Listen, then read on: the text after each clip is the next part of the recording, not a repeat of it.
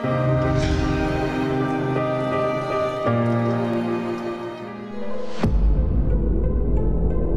खौफ के मनफी पहलुओं से तो आगाह हैं कि हम जानते हैं कि खौफ इंसान को मस्बत तब्दीली भी अता करती है। खौफ आदमी को बाज़ औक़ात मुकाबला करने पर मजबूर करता है। खौफ को नाकामी समझने के बजाय इसे कामयाबी का जीना समझने वाले हमें बहुत से लोग नजर आते हैं। खौफ इस लिहाज से पॉजिटिव भी है कि अगर किसी बड़े का खौफ है या अल्लाह का खौफ है तो वो इस लिहाज से पॉजिटिव है कि हमें ये खौफ नहीं होता कि उससे हमें कोई नुकसान पहुँचेगा, बल्कि हमें ये खौफ होता है कि फलां शख्स जिसको मैं वैल्यू करता हूँ, रिस्पेक्ट करता हूँ, अगर वो फैमिली में कोई बड़ा है या अल्लाह ताला है तो वो मुझसे खफा हो जाएगा। और इसमें हम बहुत सारी चीज़ें सीख लेते हैं। Bravery is a form of fear where you overcome your fear, then it's bravery और करेज। बट लेकिन अगर ये है कि आपको कोई खौफ ही नहीं है, then it's also dangerous thing. Negative enforcement आपको उस काम के लिए हमेशा के लिए इनोवेट कर देगी, आप वो काम जिंदगी भर नहीं कर पाएंगे। लेकिन वही पॉजिटिव इनोवेशन वो आपको इतने बड़े बड़े मकामात अचीव करवा देगी जो आपने सोचा भी नहीं होगा। जंगों पर जब मुसलमान सहाबा जब जंगों में जाते थे तो क्या जंगों में उन्होंने अपने साथियों को शहीद होते हुए भी देखा और इस तरह के बहुत सारे वाक़यात देखे, तो क्या मतलब है कि वो जंग नहीं करते अगली बार कि यार हम तो डेथ हो जाएगी। या फौजी जो है हमारे जवान वो लड़ते हैं और उनको पता है कि हम डेथ भी हो सकती है, फेयर है एक चीज़ का, लेकिन no they are not afraid. अल्लाह का खौफ दरअसल एक आपको आप पर नॉक करने का एक तरीका है कि ऐसा ना करो वरना अल्टीमेटली फिर मौत की तरफ धकेल दिए जाओगे, क्योंकि आगे एक मौत का तसव्वुर हमारा दुनिया का है और फिर एक आखिर का है।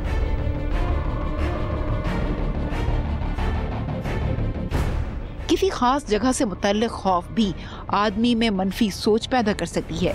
मिसाल के तौर पर कराची के इलाके लियारी में मंशियात फरोशों और गैंग वॉर के खिलाफ ऑपरेशन के बाद भी अरसा दराज तक लोगों पर खौफ छाया रहा। अताब में मुब्तला थे, एक खौफ था अजीब सा, एक डर था, रोजगार एक तो नहीं, फिर बेरोजगारी। सवाल ये है कि लोगों को जब तक एहसास तहफ़्फ़ुज़ ना होगा, उनको सुकून नहीं मिलेगा, तो वो खौफ का जो माहौल होता है इंसानी ज़िंदगी को तबाह और बर्बाद करके रख देता है। लियारी का जो हर घर है वो सब जेल बन गया था और हर बंदा जो है अपने घर के अंदर जो है अरेस्ट हो गया था, बंद हो गया था।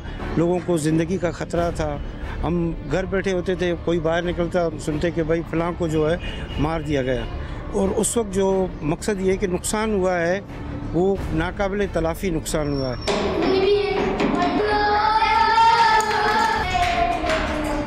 क्या शुरू हो रहा है ये?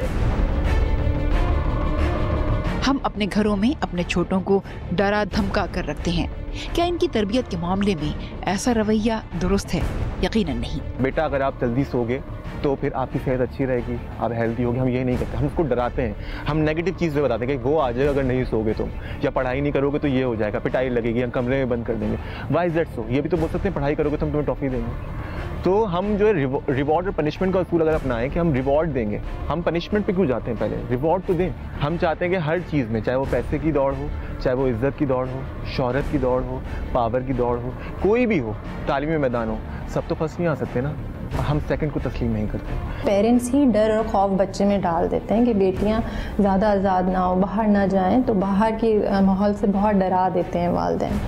या फिर ये कि बेटियों के लिए चीज़ों को बहुत मुख्तसर कर देते हैं, पढ़ना नहीं है बाहर जाकर। हमारे माशरे के मजबूत किरदार भी डर और खौफ के आगे कमज़ोर पड़ जाते हैं, जिसका असर उनसे वाबस्ता अफराद पर भी होता है।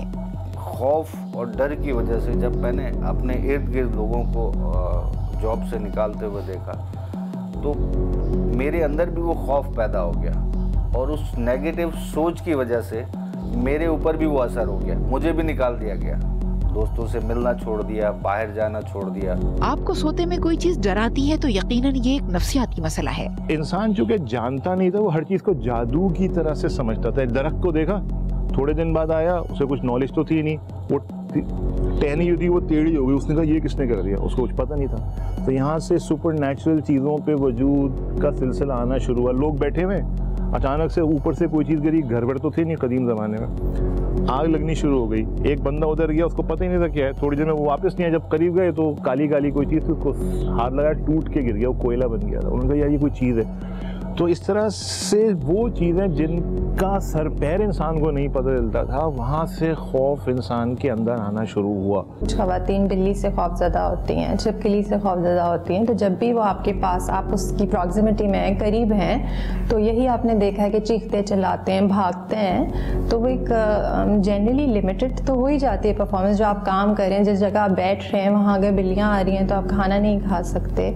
या आप किचन का थोड़ी देर पहले हम जिक्र करते हैं, किचन में हैं, वहाँ छिपकली है, कॉकरोच है, वहाँ आप काम नहीं कर सकते, नहीं जा सकते।